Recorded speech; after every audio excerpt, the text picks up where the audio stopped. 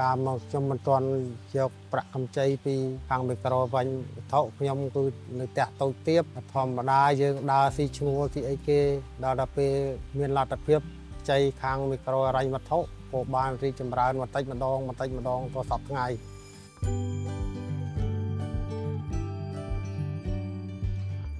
ខ្ញុំបាទឈ្មោះពៅអូនទីនៅបច្ចុប្បន្ននៅភូមិបច្ចុប្បន្នឃុំឯកភាពស្រុកអូជុំខេត្តរតនគិរីខ្ញុំលក់អីវ៉ាន់ចាប់ភួយហើយនឹងធ្វើចំការក្រៅពីនោះវាការងារលក់ដូរបន្លែប្រឡុកម្ហូបត្រីសាច់ខ្ញុំចាប់លក់មកពីឆ្នាំ2020មកដល់2025លក់ម្ហូបដាច់វាតាមទៅដោយរដូវខែប្រាំងវាខែប្រមូលផលវាដាច់ខ្លាំងដល់ពេលខែភាសាខែដែលគេបង្កើតផលវារៀនធូរថយបន្តិចដោយសារគេខែនេះខែគេដាំដុះខ្ញុំមកពីអូរងឪមកបដោះអាសន្ននៅភូមិនេះរយៈពេល2012ដល់2018បាទខ្ញុំផ្ទេរសិទ្ធមកនៅនេះបានដល់2022ទើបខ្ញុំមានលទ្ធភាពយកខាងមីក្រូហិរញ្ញវត្ថុយើងក៏គេឲ្យយើងលក់ពីតិចតួចមកដល់ពេលយើង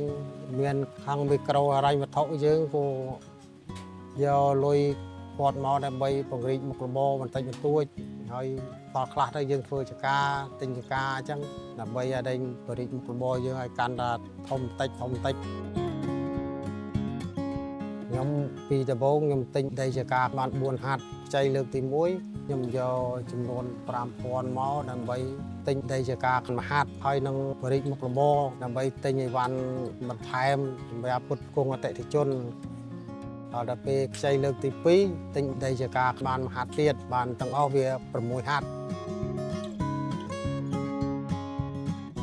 តាមមកខ្ញុំមិនទាន់យកប្រាក់កម្ចីពីខាងមីក្រូវិញវត្ថុខ្ញុំគឺនៅផ្ទះតូចទាបធម្មតាយើងដើរស៊ីឈ្នួលទីអីគេដល់ពេលមានលទ្ធភាពចៃខាងមីក្រូហិរញ្ញវត្ថុក៏បានរីកចម្រើនបន្តិចម្ដងទៅសប្តាហ៍ថ្ងៃបានបើកមុខរបរលក់អីវ៉ាន់ចាប់ភួយហើយនឹងកូនរៀនសូត្របានជ្រៅជ្រះទៅហើយណាមួយយើងមានដីមានស្រែចម្ការទៅសប្តាហ៍ថ្ងៃនេះបានបរិយាកាន់តែធំទៅបានវាក្រនបើជាងមកដំបូងកូនទី1រៀនបានត្រឹមថ្នាក់ទី9គាត់ក៏ឈប់ថាគាត់ចង់រៀនតម្រេះក៏ចូលទៅខាងជាងដែកទៅក៏ចង់បើកអាជីវកម្មទៅតែយើងមិនទាន់រកកន្លែងដែលស្រួលបួលឲ្យបើកអញ្ចឹងយើងត្រូវការថវិកាដូចខ្ញុំគ្រោងទុកថានឹង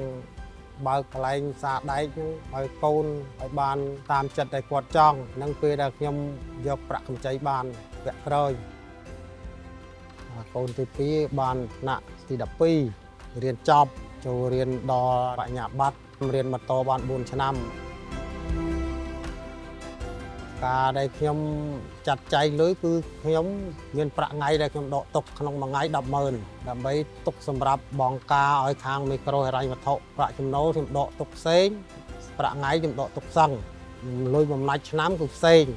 អាហ្នឹងយើងមានផលដំណាំសម្រាប់ទុកអត់ឲ្យខាងមីក្រូហិរញ្ញវត្ថុលំបាកចំពោះអតិថិជនដូចខ្ញុំទេកម្ចីប្រាក់ខាងមីក្រូហិរញ្ញវត្ថុគឺស្របច្បាប់អត្រាការប្រាក់ទៅទៀតហើយអញ្ចឹងបងប្អូនណាដែលអាចមានលទ្ធភាពយកក៏យកទៅបើមិនយកក៏តាមតែចិត្តរបស់បងប្អូនចុះព្រោះខ្ញុំត្រូវការ